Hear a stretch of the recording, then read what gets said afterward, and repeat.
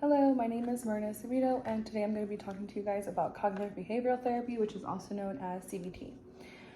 So CBT is based on evidence-based treatment. It's based on research and clinical practice. CBT has been shown to be related to symptoms, diagnoses, and work with mental health illnesses, such as depression, anxiety disorders, alcohol, drug abuse, any severe mental illness. Can also be used with traumatic brain injuries and strokes. So the way it works is the therapist helps the patient find the problem to what they're having, maybe the main problem of what they're having with whatever is triggering any negative thoughts or negative behaviors.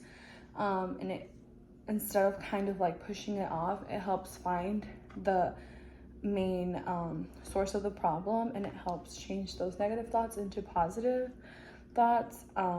It can help, the therapist can help them engage in maybe leisure activities that can, take away from those negative thoughts.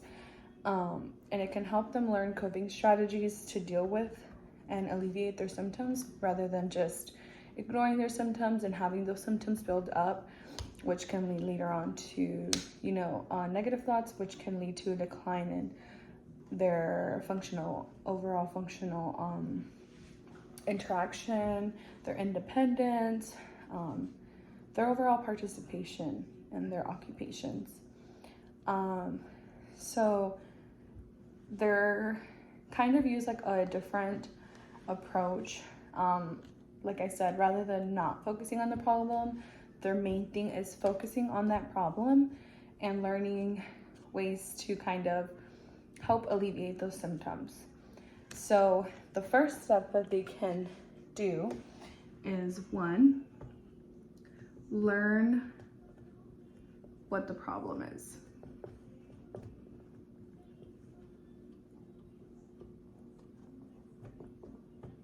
So that's the first step. The first step is learning what the problem is, and that's going to help find out why the thoughts are coming, why those negative thoughts are coming, why the negative behaviors are coming, what is the center of the problem, and that can help the therapist and the patient find different ways to cope with this situation. So, like I said, you find the source of the problem, and then you can find different ways to target the situation and help these patients alleviate those symptoms. So once you learn what the problem is, you can find a more positive way to distract from the negative. So you find a positive solution or solutions. So finding a positive solution will help redirect their thoughts more into a positive way. Instead of, like I said, kind of focusing on all the negative of the problem, you find what is positive in this problem. Once you find out the positive of it, you can help them find different coping strategies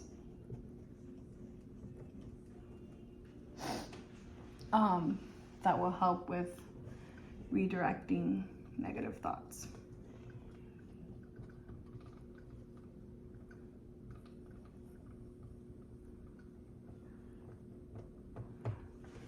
So once you find coping strategies, this can be done by finding breathing techniques, anything that can de-stress them in that moment,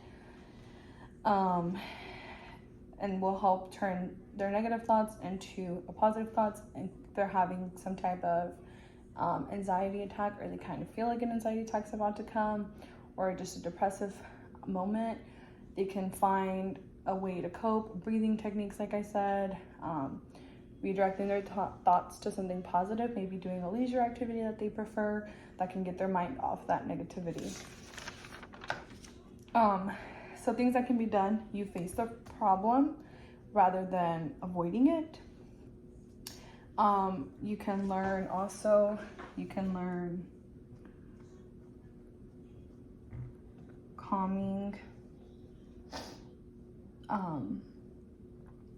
calming strategies.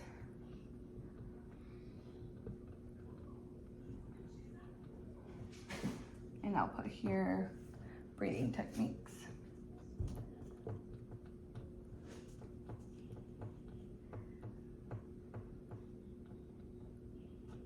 Breathing techniques.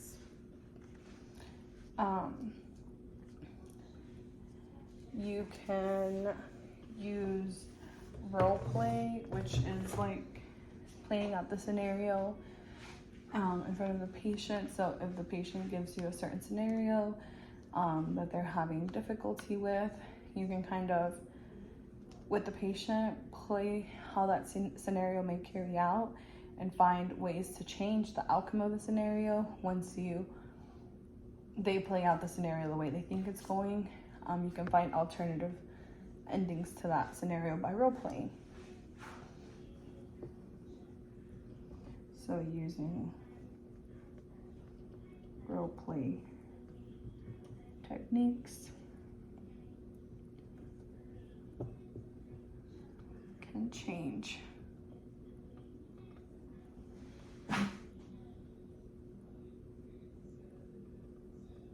scenario, the ending.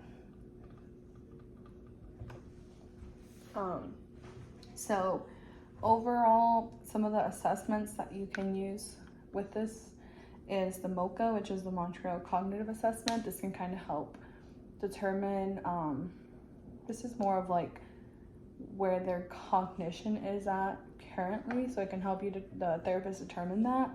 Or you can use the MOHOS, which is the Model of Human Occupation Screening Tool, which focuses on volition, motivation, habituation, communication, interaction skills, motor skills, and process skills. So that can kind of help find out where the patient's thoughts are and what the therapist really needs to target. Aside from just the overall situation that's happening, they get more in-depth overview of what the patient is going through and what, like I said, what's really like, hindering or triggering these thoughts. So overall, CBT helps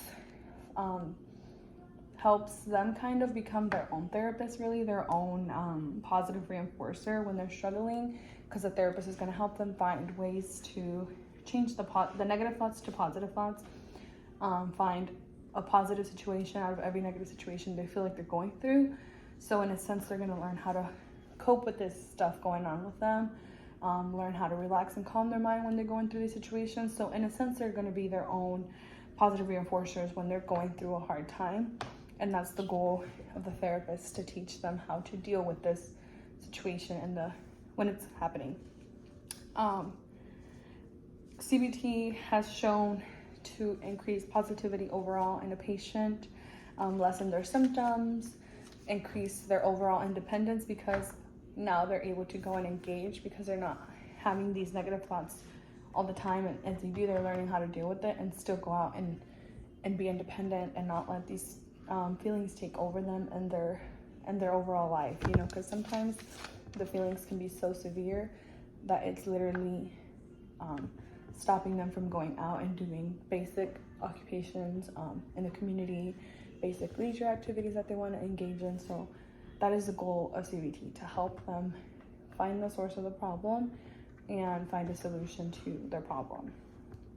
One of the interventions that I saw, it was used with a TBI patient. The therapist basically engaged them in a 60-minute therapy session. They helped them find the problem. They addressed the problem, discussed what's the problem, what's the origin of this problem. They worked on changing their thoughts. So the therapist let them express their negative thoughts, because you never dismiss their feelings, you always let them speak their feelings, and then kind of took that feeling or thoughts that they expressed and changed it into a positive, or found something positive in that sense. So they changed it into positive ones during the sessions, and then they would assign them homework. And their homework, it could include, again, naming a problem they're having, finding a positive outcome, praising it, and finding some encouragement to help that problem. So again, finding basically something positive out of a negative situation was the overall outcome of cognitive behavioral therapy. So basically, like I said, using these three, the overall goal of cognitive behavioral therapy though is to change, and I'll put it here at the bottom, change, I'll lift it up so you guys can see it. So I'm done writing. Change the negative behaviors into positive.